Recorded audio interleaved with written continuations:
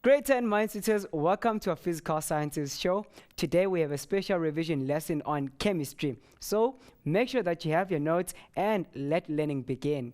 We have selected highlights from lessons shown earlier in the term to help you revise this term's work. You can download your notes for today's show from learnextra.co.za/live. Now, it's time to get on with today's lesson.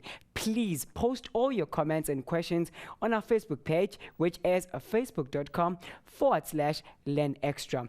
Or you can also follow us on Twitter @learnextra so we can help you with all your revision. For each of the following substances, state whether they are molecular or ionic, and if they are ionic, give a balanced reaction for the dissociation in water.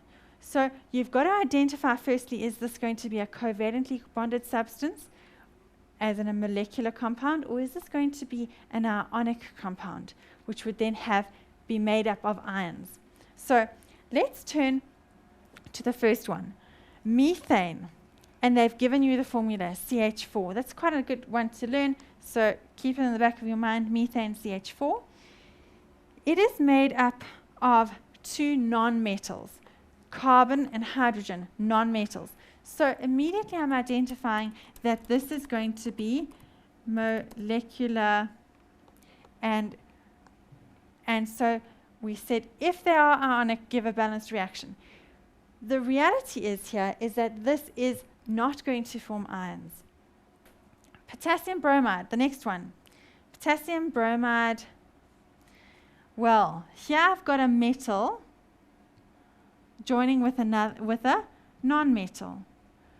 So this is going to be K plus and Br. So K, Br, and it is solid. It's going to dissociate to form K plus and Br minus, but very importantly, I want to show that it's now aqueous, and let's put a big plus sign in between those. I didn't separate them enough, right? Br minus.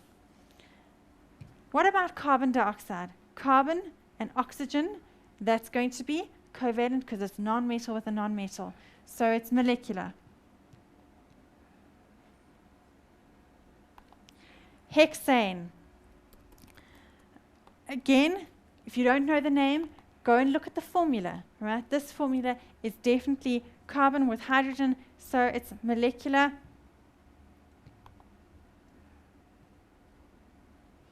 Lithium fluoride. Let's go with the last one. Lithium is in group 1. Fluoride is in group 17. And so I know the formula for lithium fluoride. I then come across and write in here, was it solid? Probably. Because they asked us then to talk about dissociation in water.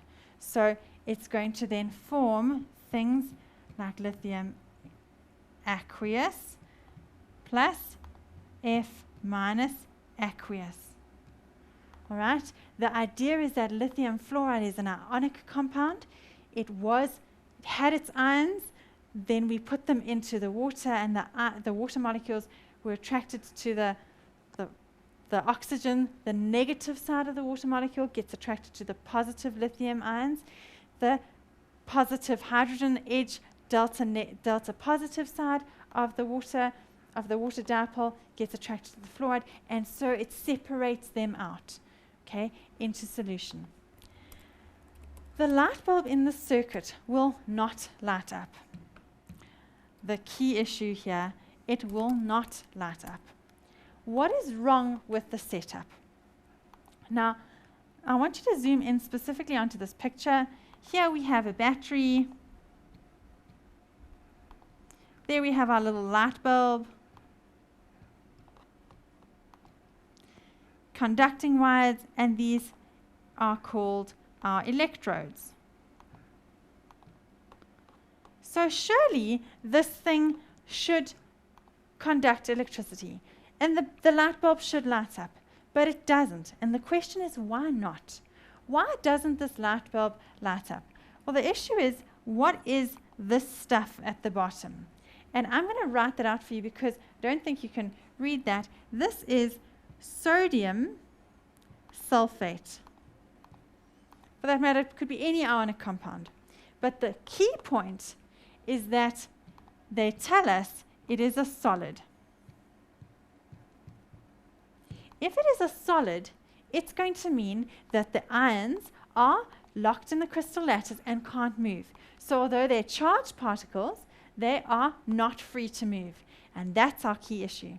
So why will this system not conduct an electric current? Well, it's because although there's a battery and there's a light bulb, there is a gap in the circuit. It can't light up because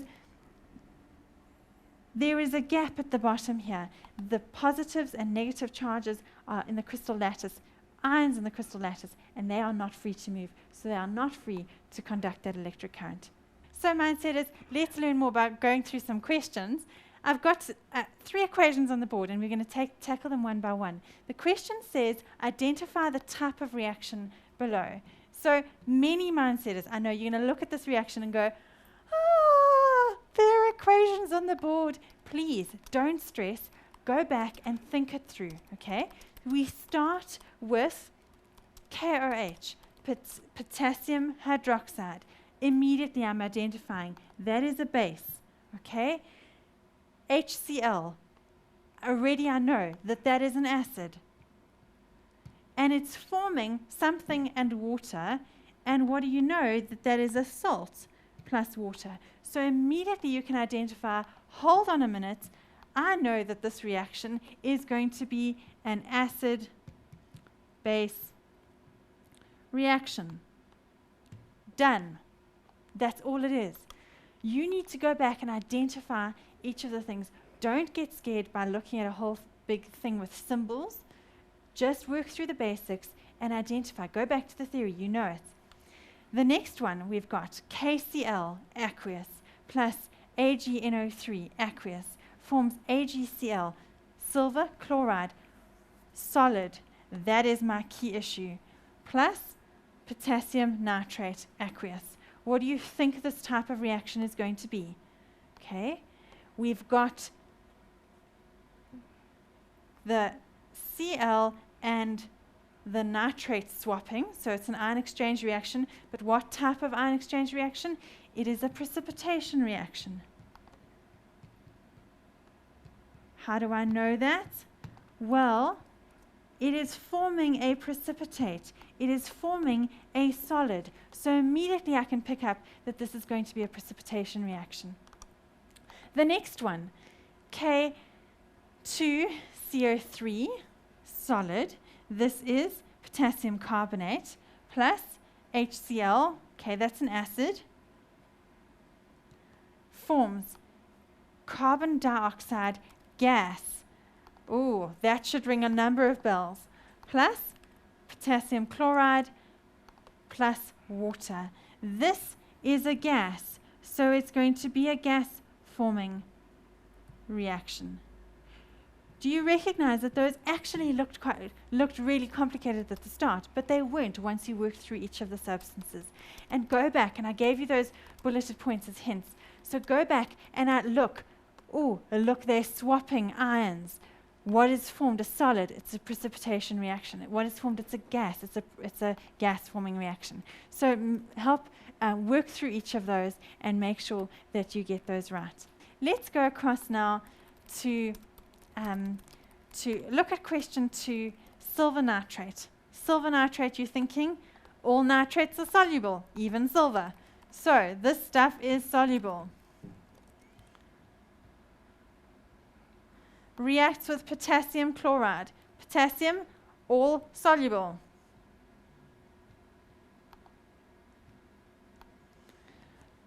And a white precipitate is formed. That's key, important. Write a balanced chemical equation for the reaction that takes place. Include the state symbols. By state symbols, they're meaning things like solid, liquid, gas, aqueous solution, all of those. So from the information that's been given, we can write that. They've helped us by actually including the symbol, the formulae for each of those. But you should be able to do it just given the word. Silver nitrate.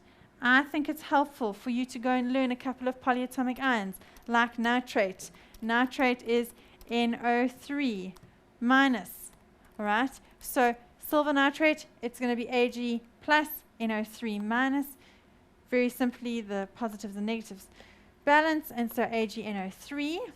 That is soluble, so I'm putting in here AQ. It's aqueous. Reacts with potassium chloride, so KCl.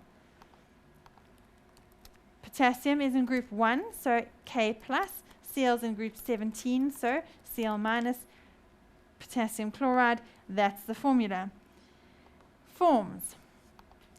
Well, they haven't told us what it forms, but they tell us it's a precipitate. So immediately I'm looking at it, and what type of reaction? It's probably going to be one of these ion exchange.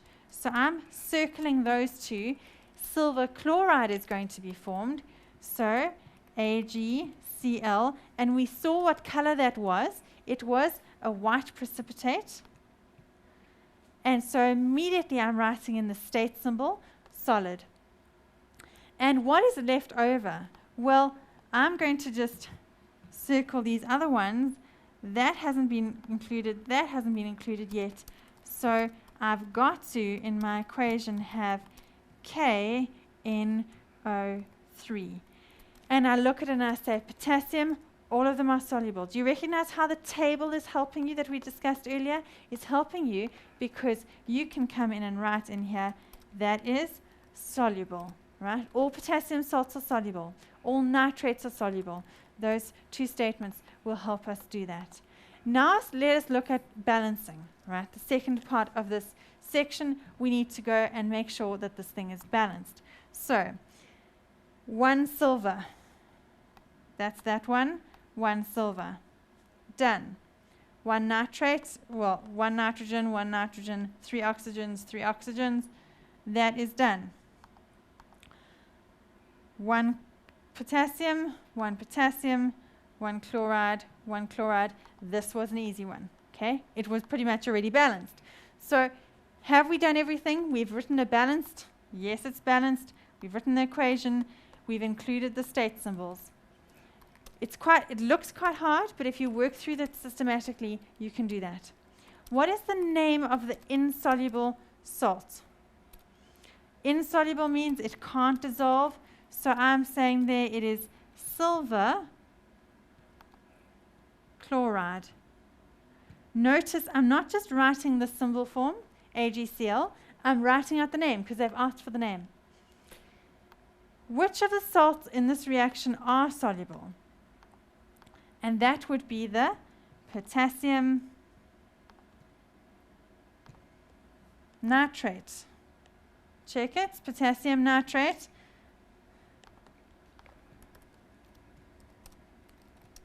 Is soluble. Excellent. We've answered this question.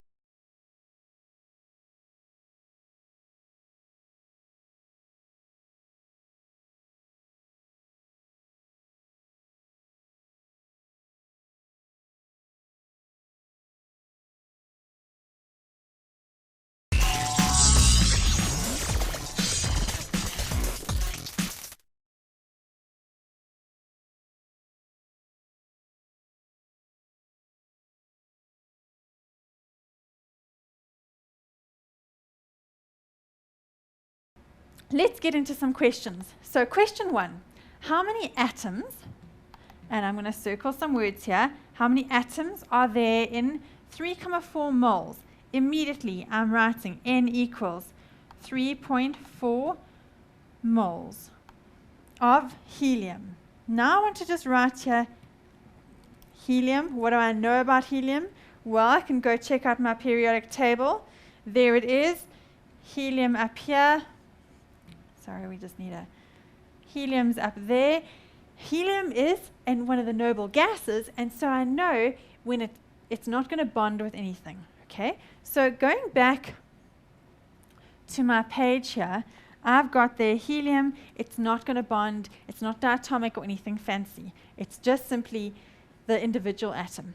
So how many atoms are in 3,4 moles? Well, let's work our equation.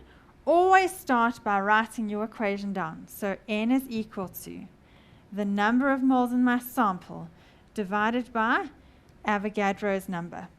What I want to do is now rearrange it to solve for this one, because that is how many particles, and specifically I'm looking actually at atoms in my sample, because how many atoms are there in 3,4 moles? So immediately what I'm going to do is I'm going to rearrange this thing, and we're left with number there.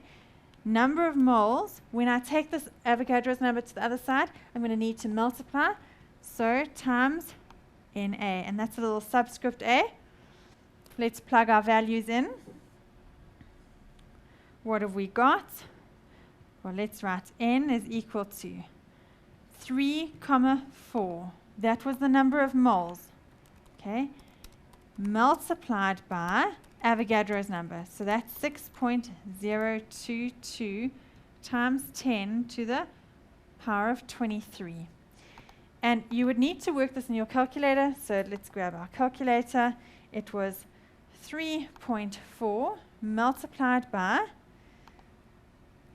10 to the power of 23 equals, sorry, I need to clear that. I didn't put the 6,022. 3.4 multiplied by 6.022 times 10 to the power of 23 equals, and there I have it, 2.047. So let's round off to 2 decimal places.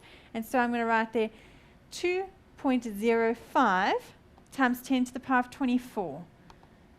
Going across here, that was 2.05 times 10 to the power of 24.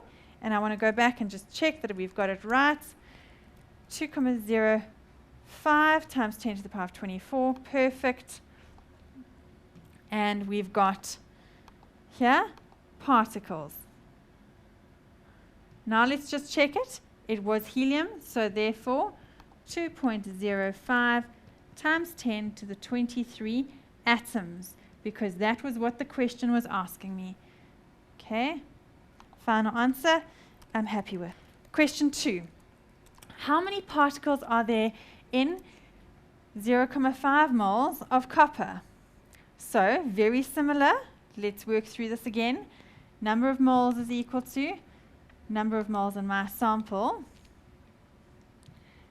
N, capital N over Na. I'm solving for N, so it's small letter n multiplied by Avogadro's number, and it's going to be 0.5 times 6.022 times 10 to the power of 23. Let's go across to our calculator. Clear those. 0.5 multiplied by 6.022 times 10 to the power of 23 equals 3,011 times 10 to the power of 23. So going back here, let's write our answer. 3.011 times 10 to the power of 23, and that is atoms or particles, whichever it is. So let's tackle one more question on this topic. Question 3, how many moles are there? So now I've changed the question around significantly by asking you not for how many particles, but now I'm asking you number of moles. So immediately I've got my equation, number of moles over Avogadro's number. Are there in that number of molecules of carbon dioxide? Okay, so we have got this big number. This big number here is the number of particles in my sample, the number of molecules in my sample, which means I can come along and plug this in to my equation, and it was 2.45 times 10 to the power of 23 particles. In 1 mole, I know that there is Avogadro's number of particles, so 6,022 times 10 to the 23. Okay, so we've got how many in 1? Well, the total divided by how many particles there are in 1 mole. And so we can go along to our calculator and clear those. It was 2.45 times 10 to the 23 divided by 6.022 times 10 to the power of 23 equals, and I want it as a decimal, so 0.406, but I want this to 2 decimal places. That's usually how we work things. So 0.41, and immediately I can write here 0.41 moles, that is my unit, of CO2. Okay, have I answered the question, how many moles? Yes, I have. That is my final answer. Let's go into some questions, and I'm starting you off by asking you to calculate the molar mass of a variety of different substances. Let's start with oxygen. Now, I recommend to you that if you're asked to work out the molar mass of oxygen, that you write in the molar mass of this thing in brackets, because it's going to firstly help you to go and make sure that you've got all the substances in the equation. Now, oxygen is pretty straightforward, but it's also going to make sure that you've got, say, the correct number of particles or number of atoms of each thing in the molecule. For example, oxygen is diatomic. Okay, so the molar mass of oxygen, we've got to go across to the periodic table, find it. There it is, oxygen 16. Remember, you are going to be asked to use your data sheet. Okay, this one is rounded off, but we've got 16. But hold on, it's got to be multiplied by 2. So I'm going to put the 2 in front there and say, why? Well, because every oxygen molecule is diatomic. It's got 2 atoms within the molecule. So I've got to multiply by 2, and that's going to be 32 grams in every mole. So grams per mole.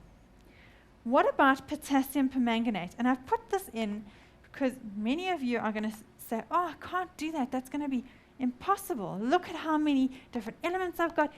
It's going to be crazy. Don't worry. What you're going to just do is go and find the relative atomic mass for every single substance, and that is one of the reasons why I suggest that you put it in brackets, okay? Because then you can check. I've got potassium, I've got manganese, I've got 4 oxygens. Are you following it?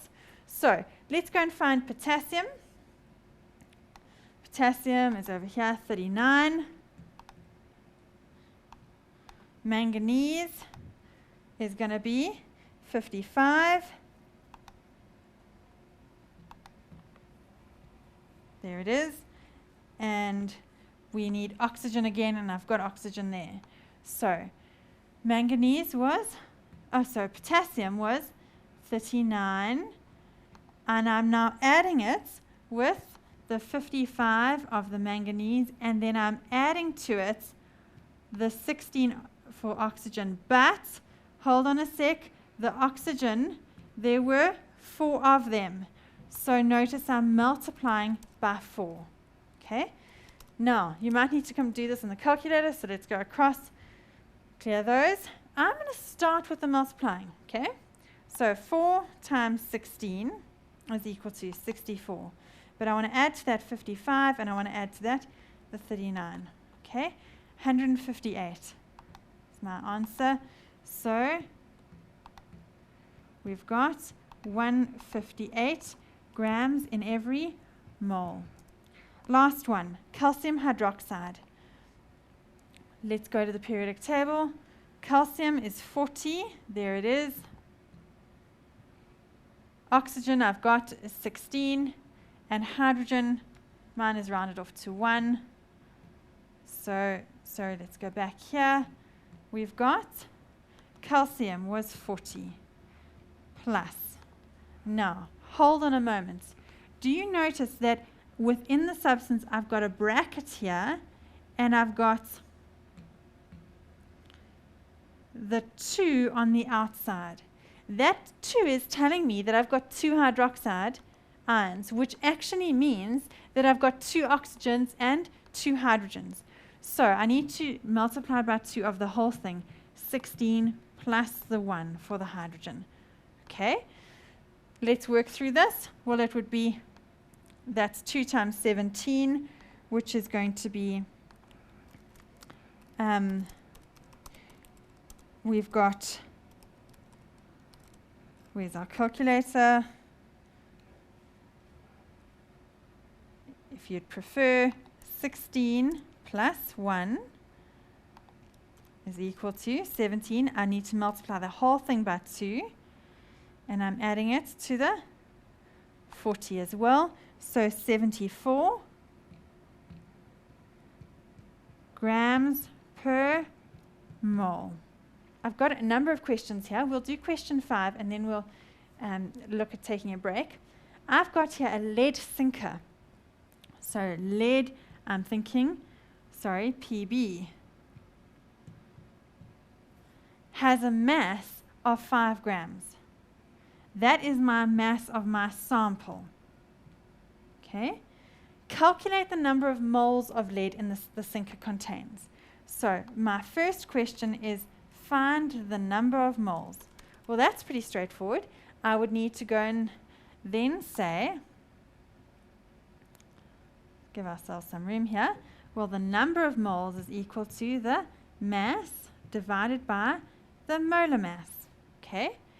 And I have the mass as being 5 grams, but I want to divide that by the molar mass. Well, this is for lead, which is lead metal, which is on the periodic table, so let's go and find it. It would be down here, Pb 207.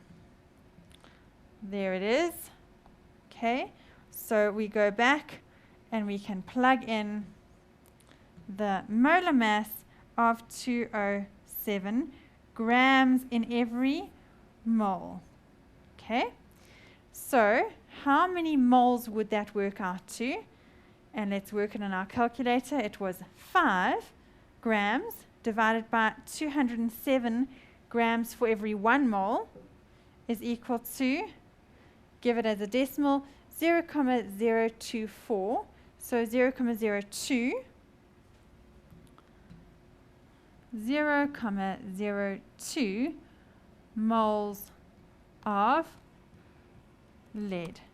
Now you might ask me, why am I going to write out that whole thing about of lead? Well, it's because a little bit later we're going to come to whole equations where we could work out the moles of different substances. So I would recommend that you get into the habit of working out the number, of writing what you're working with in each case.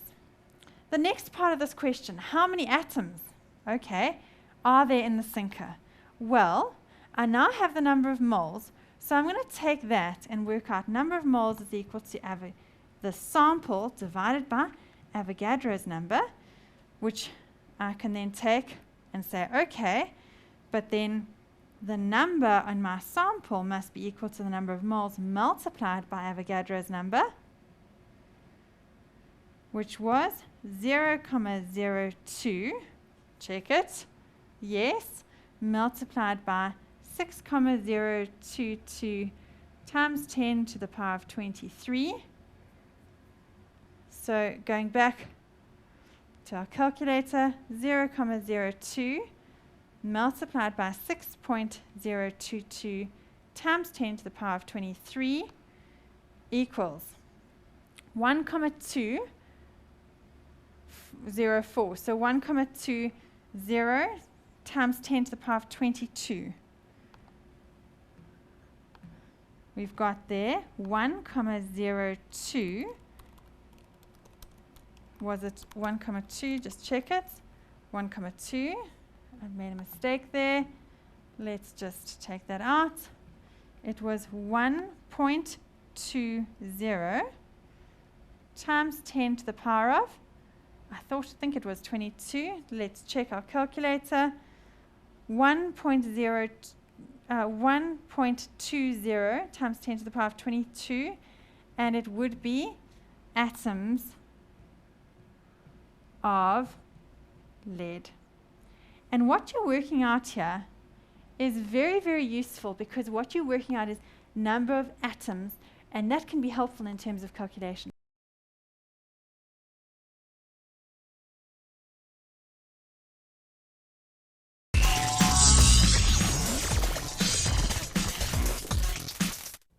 Welcome back from the break. I can't believe that spring is here, and soon it'll be time to plan for your final exams.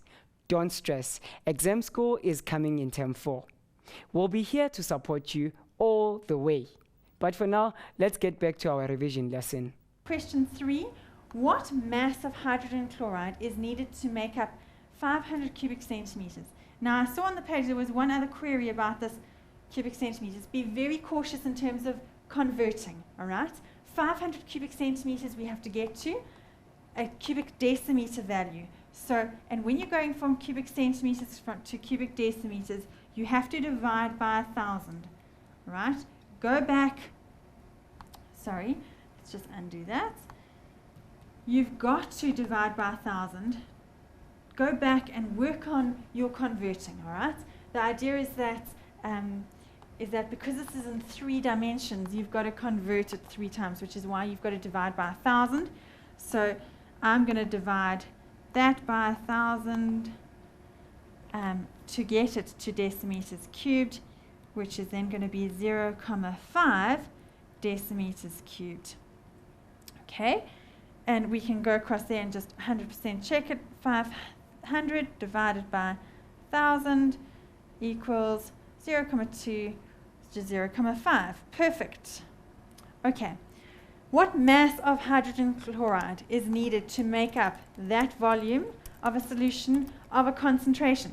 So this question, they're going to give us the concentration.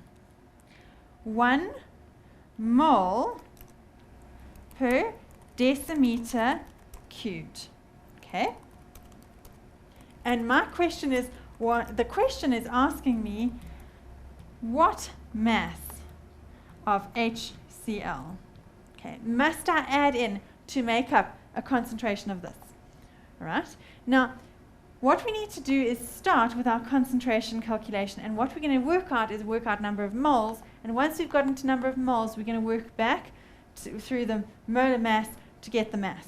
You following the logic? So I'm going to use concentration is equal to number of moles divided by volume. Once I've done that, I'm going to use a second equation. Number of moles is equal to mass over molar mass. Okay, so there's 2 sets of things we've got to get through in this question. Let's start with the concentration bit.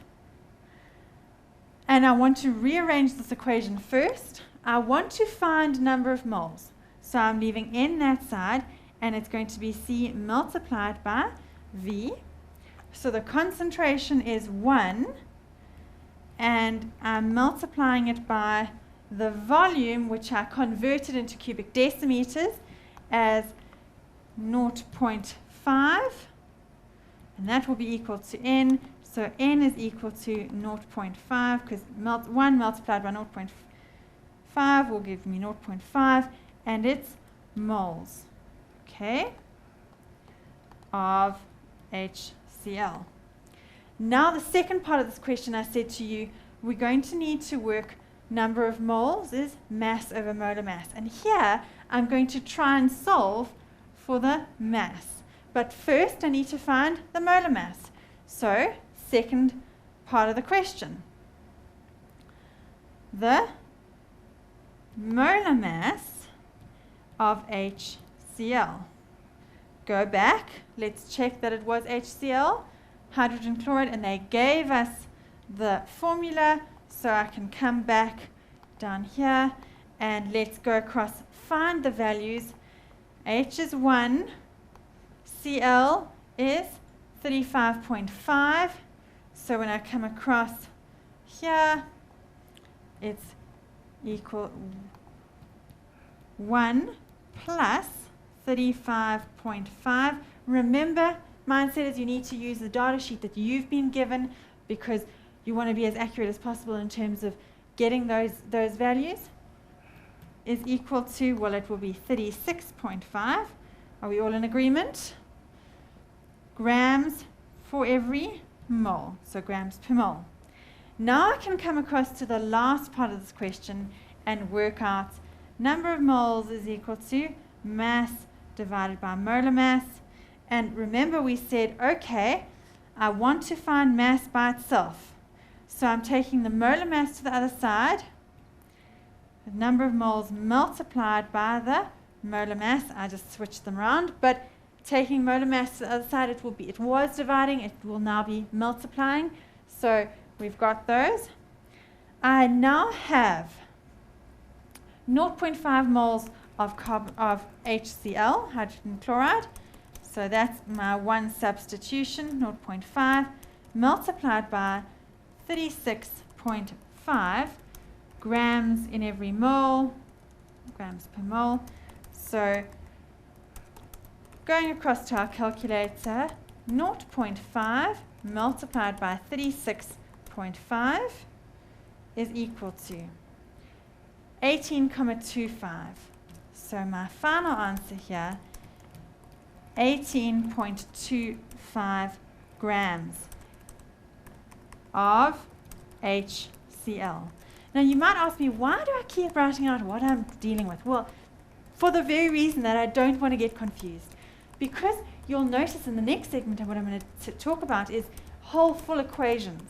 So it's very important that you make sure that you're explaining what you're dealing with. We're talking 18.25 grams of HCl, and it will just help to clarify for you what you're dealing with. Calcium chloride reacts with carbonic acid to produce calcium carbonate and hydrochloric acid. Please don't lose me along the way. They're giving us the equation, you're not going to get lost. So we start off with calcium chloride. That is this stuff. Okay? 1 calcium to 2 chlorides reacts with carbonic acid. I know it's going to have H's and the CO3 in it. Okay? To produce calcium carbonate. Let's change color and do calcium carbonate in blue. The calcium with the carbonate polyatomic ion and hydrochloric acid. HCl.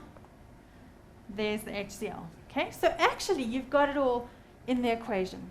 According to the following equation, if you want to produce 10 grams of calcium carbonate, so I'm highlighting this but in blue to indicate to you I want 10 grams of that stuff, calcium carbonate, at the end. Through this chemical reaction, what quantity in grams of calcium chloride would you need at the start of the reaction? So they're saying to us, how much of this stuff must I put in at the start? Okay? How much calcium chloride do we need at the start? So, big tricky problem. It's not that bad. Let's do it step by step. What I would recommend that you do whenever you come across big things like this is to start by writing the equation again.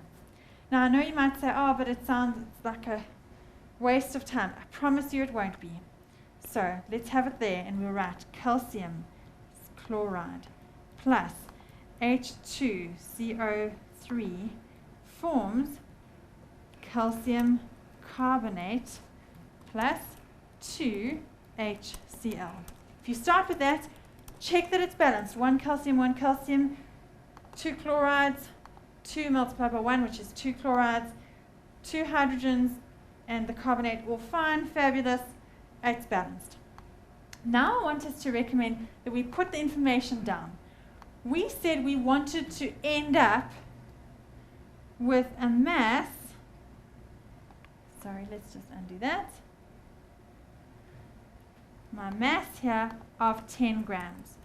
So that was for the calcium carbonate. So I'm going to work with calcium carbonate, work out how many moles that must be. How do I do that? Well, I need to work out the molar mass of calcium carbonate. So I need a periodic table. Sorry, let's go down here. give ourselves some space. I need my periodic table. Let's go and find calcium would be 40. Carbon is 12. Oxygen is 16. Go back to my question. Calcium was 40 plus carbon, which was 12, plus 3 times the oxygen, which was each 16. Okay, so do you recognize that I've got all of those components, the mass of each of them, and I need to work out what they each are. So let's go across to our calculator. I'm going to start at the end. So 3 times 16 is equal to 48. To that 48, I'm adding 12, and I'm adding the 40. And that's equal to 100 grams in 1 mole. So going across here, this is 100 grams per mole. Are you with me? From that 100 grams per mole, I can now say, all right, what is the number of moles? It is the mass divided by the molar mass. Recognize that I'm converting mass to number of moles. That mass is equal to 10 divided by 100. Why? Because I was asked to make 10, and I know that each one is 100. So this should be 0.1 moles of calcium carbonate is what I want at the end of this reaction. Okay? Notice I'm asking you to write the formula of what you're dealing with each time. From there, I want to now compare number of moles. So I want to go up to this original equation again, and I'm looking here and saying there is no number in front there, and there is no number in front there. So my mole ratio, and this is the next step that I'm comparing, I've got a mole ratio. That ratio was a 1:1 ratio. Do you recognize that there was an understood 1 in front and an understood 1 in front? Like we don't write 1x, we just write x. Okay, it's not there, so it's understood to be 1. Which means that surely if it's a 1:1 ratio, then this would be 0.1 is to 0.1 moles of each of those two. Which means that I must start with, therefore, 0.1 moles of the calcium chloride. Do you see how I've taken that big leap by converting to moles, comparing the mole ratio, and now I know that if I ended up with 0.1 moles of calcium carbonate, I must have begun with 0.1 moles of calcium chloride because of that 1:1 ratio. So, heading back here, I now can answer my question. Because I think I was asked to work out the mass, check it, yes. The question asked us specifically to calculate the mass of calcium chloride that we would need if we wanted to end up with 10 grams of calcium carbonate. So we worked out, all right, well, 10 grams of calcium carbonate, we worked it through, and we worked out, I'm just doing a bit of a strategy session here with you. We worked out, let's work the strategy in green. We worked a mass, and we converted the mass to moles. Once you've got it in moles, you want to compare, and let's go down here, a mole ratio. So the number of moles of the one substance compared to the other substance. And so we had our mole ratio. And from a mole ratio, we now have the number of moles of the second substance. And now I'm going to work out the moles to work out the mass, which was the question at the start. Right? So do you recognize the strategy? Take the mole root, convert to number of moles, compare the mole ratio, and you can get your final answer. So 0.1 moles of calcium chloride is what I must have started with. So I now have number of moles is equal to mass over molar mass. And I think I need to go and work out the molar mass of the substance. So on the side here, molar mass of, what is it? calcium chloride. Now I recall that calcium was 40, but again you're going to check on your periodic table, and we're multiplying 2 times 35.5. So let's just quickly check those. Sorry, the periodic table. We had 35.5 and 40. Okay, so going across here again, I want a calculator. 2 multiplied by 35.5 is equal to 71. To that I must add the 40. Do you notice how I always do the multiplication first? Because that is a good safeguard for me, that I check that I have multiplied by the number of the number there. So 101 grams in every mole of calcium chloride.